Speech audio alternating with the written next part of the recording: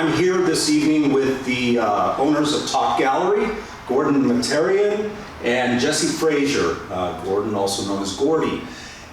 We are excited to be here celebrating the grand opening of Talk Gallery here at 4382 South Broadway in Englewood. Very nice. So let's get to know a little bit about these two owners of Talk Gallery and see what they're all about. So a couple of questions, guys. Why did you start this business? Tell us a little bit about, what's driving this thing. Go ahead, brother. What about like a history or just a mission statement? No, we don't need to get quite that involved here. Yeah. But give our audience a little bit of information about what brought Talk Gallery down here to this part of Englewood. Well, yeah, I mean, just kind of in a nutshell, Gordy and I met at an art show that I had. I was showing pieces at a previous gallery that I was a part of, and Gordy and his wife Lorraine and myself just had a lengthy talk about art and just a great discussion, and I was able to kind of give him a crash course in what I do, and we really hit it off that night, and it kind of sparked a friendship that has blossomed into a really cool conversation about art that eventually led us to Talk Gallery. That's awesome. That's awesome. So we know, Jesse, you're an artist, and you guys got together, as you mentioned. So why this business? Why this type of business? Tell us a little bit about it. What makes it different? That's where we shine. It's kind of where we are different in that we're not the traditional gallery model at all. You will see art when you come into Talk Gallery, but what we're really interested in is engaging you and kind of leaving you with an idea about what the art you're seeing is about. So for instance, right now you're looking at abstract expressionism, which you might think is a pretty heavy one shot to open a gallery with, and this is some stuff that generally, if you throw this kind of work on a wall, the person who's uninitiated is going to say what we've all heard 1,000 times is, my kid can do that. But what we want to do when you walk into this space is create a world in which you already have the information to identify why this painting is special. So when you walk into this space, you would have heard 1950s music and 1960s music. You would have heard jazz, and you would have heard piano solos. And then you would have looked around, and everyone already understands music, right? There's not a single person around who hasn't heard a tune or two. And then when you walk into this space, you also see some 1950s chairs and some appropriate things like a telephone, and there's an ashtray, and all those things kind of set the room in a time period. And what that does is bring the viewer's own experience into what they're seeing.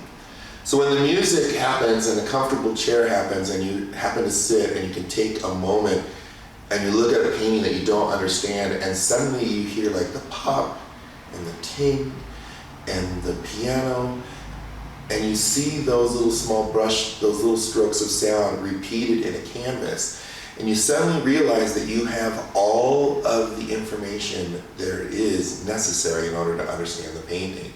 We have created a space in which everyone can be enrolled in the beautiful world of art, and that's what makes us special.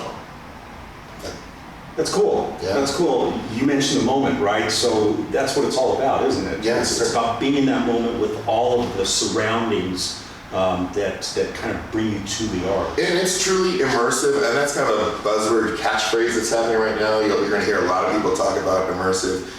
But to my mind, if immersive doesn't have a goal, like an endpoint, a reason why it's immersive, or a set of ideas that kind of correlate around elevating you, then the word is kind of lost and becomes meaningless. But we're truly immersive.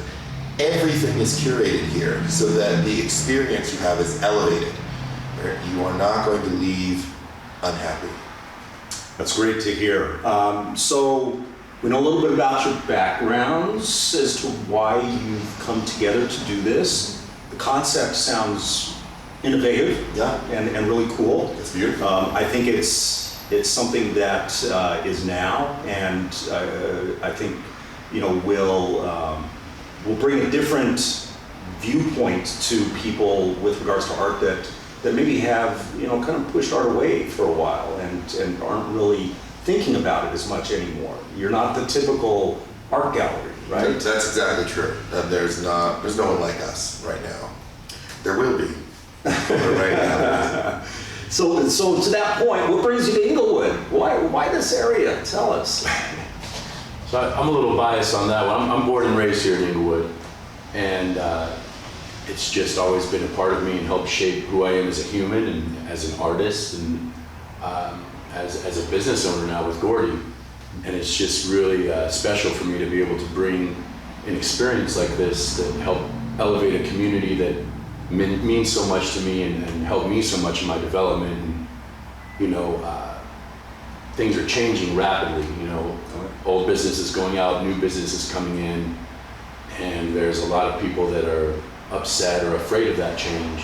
And to be a part of that change in a positive way and elevate people's experience with art here in my hometown in Englewood is just, I feel honored to be able to do that. And besides that, Englewood's just awesome, man. It's a great place to be. It is a great place to be, and you guys with what you're bringing is you're filling that gap, right?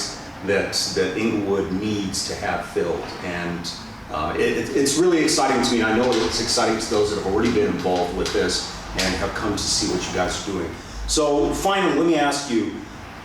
Here we are in the 21st century. Technology is such a major part of our lives today. Tell me how technology, computers, the internet, how does that impact art, the traditional art? Where do you see that coming together? It's the greatest thing that has ever happened to the creative world, ever, period, end of story. There are people who are pushing against it, and I can't tell you how much I disagree with that. If you were on Instagram or Facebook and you're scrolling through, there's a section called art, and your impulse is just to touch the picture and look at it and enjoy it for what it is. That's never happened before. And your choices are yours alone. You're not kind of guided by some gatekeeper who tells you what is great or what isn't, or what's beautiful and what isn't. It's you. You're responding to what you think is beautiful.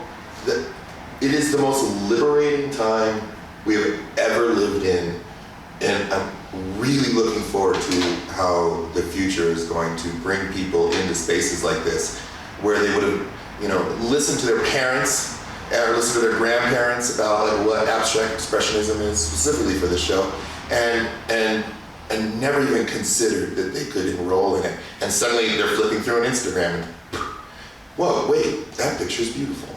Well, that would have never happened. Never happened. Those books should be on the shelves. Right, yeah. Right. No, that's great to hear. It's great that it's not going to be a butting of the heads, right? Between technology and it empowers the creative. I mean, how many choices do you have? And I know people are overwhelmed by that, but just consider that you didn't have choices. When I went to school, it was in the 90s, early 90s, 91, 92, and we were desperate for our news magazine, and they were curating what we saw, and it was exclusively out of New York, maybe Los Angeles, and that was it. Occasionally we would get news out of Germany or London. That's an impossible idea right now. If I was to tell you that I'm going to limit your view to 3 geographical spaces and have a nice day, you would be in an uproar, because it's just an impossible world to go back to. We've unlocked Pandora's box for the beauty that's possible in this world. Yeah, it kind of goes against art in and of itself to have people so far away curate what you should be doing or seeing. Yeah, well, we're in a liberated time. Rodin lamented the end of the art era when he said there was a mass production plate. That was, for him, even the simplest man and woman had a handmade plate that maybe had some etching or a little bit of paint on it. And in the late 1800s, that was done. And his legitimate lament was that it was the beginning of the end for access. And here we are 100 years later, and it is the complete turnover from that, in which everyone has access. And not only do you have access, but you are curating your own life. That's cool. I mentioned that that was going to be my last question. Sure. I got one more since we're talking about this, and this really, I think, goes to the heart of what you guys are doing. So let's talk about curated art. Mm-hmm. Tell us about the concept of what's going to happen in this space from that standpoint, on a regular basis going forward. Absolutely. And Jesse can fill in some of the blanks here, but a curated space means that we consider all elements about what's happening, even the smell, the sight, the sound, and your interaction. I direct your eye when you walk into this gallery door. You are confronted slightly by the smell of pear, which is something we have going on and maybe people don't perceive, but there's a sweetness in the air. You hear a sound. They are all in reflection of paintings. So right now we are producing a curated space for abstract expressionism that is a response to sound. Next month, we are going to have, or 6 weeks from now, we're going to have something extraordinary. So extraordinary that legitimately maybe national news will be in this space. Wow. And that conversation will be about the one painting, and we are going to celebrate what's possible for people when you dream big. There's not going to be a lot of paintings in here at that point, but we are going to articulate how important it is to dream outside of the box and celebrate the person you are, not the person other people believe you should be. And we can't wait to present that to you. After that, we're going to have a meal that is an artistic celebration of a culinary experience, and it's going to reflect Judy Chicago, who was going to be the inspiration. Google that one because you're going to like the visuals on that. And so that's what a curated space means, is that it's not abstract expressionism. We inform abstract expressionism. It's not a very famous artist and their very famous painting in this space. It's what that represents to you. It's not eating a meal, it's how that meal represents your life. And that is what a curated space creates, is a meaningful, substantive moment that impacts you on all of your senses, indiscriminate of your kind of retreat from what you might have wanted to experience. You cannot avoid the sound, you cannot avoid the smell, you cannot avoid the sight, and you cannot avoid talking about what you've just experienced in this space. Wow, exciting stuff. Jesse, any final thoughts? Yeah, I mean, just building off what Gordy was talking about, when people hear curation, they think sometimes, at least locally from people I've talked to, it just means put together, or how they would do their house. All right, we have this couch, we have that table, let's get a painting or a piece of art that looks good with these. Whereas here, we start with art, and it's not that these things look good together, although they do. They're from the same time period, they're cut from the same cloth.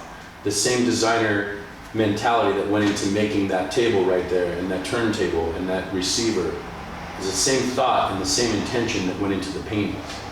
And I think that we've done ourselves a disservice through schooling or whatever it is, that we walk into the big box store and we get whatever painting matches or whatever print matches our house, and that's not really what we're about. When people look at this painting or that painting, or whatever, a true painting, they're seeing themselves in there. It's a reflection of themselves. They're seeing a memory. They're seeing a connection. And that's why these paintings speak to certain people. And I shudder to think if someone looks at a mass-produced print of a bridge, that they're seeing themselves in that. Right. And I think that's the long-winded way of saying that's what we're trying to elevate, and that's what we're trying to bring here is, when you come in here, it's a fully curated experience that when you leave here, you feel like you know more about art and that you're a part of the conversation as opposed to excluded out of it. Well, I appreciate both of you sitting down and giving us a little insight into Talk Gallery. The couple of times that I've been here, I've been transported, and that's what it does to me. It transports me in time, it transports me in space. You're not alone. And I think for me at least, that is, that's how I view it. And I think it's you know, it's going to mean a little bit different things to different people, and that's what it should do. But I think it's going to take people out of where they're at, out here on the street, and it's going to take them somewhere, and that's good. And it'll cause the talk to happen. Absolutely. Around all of this. So I'm excited. It's a very transformative space too, where now it feels like a mid-century vibe. When we change everything out, it can easily feel ultra-modern. It can easily feel classical. I mean, we're not stuck to just, we're the gallery that does a certain thing. It's a very transformative space, so every show is going to be a whole new experience, a whole new immersive experience, for lack of a better word. yeah, man, I'm looking forward to it. Something new in Englewood, something exciting. It's adding to everything else that's going on. And there you have it, folks. Talk Gallery, an exciting new concept in curated art right here in Englewood. If you haven't come down to see what Talk Gallery is all about, do yourself a favor and make it a trip. And again, it's a changing experience. So this isn't going to be a one-time stop for you guys. Come down here, get to know these guys, see what they're doing, and you really are going to do yourself a service there. So thanks for tuning in. I'm Mike Jones with Englewood TV. We'll talk again. Thanks.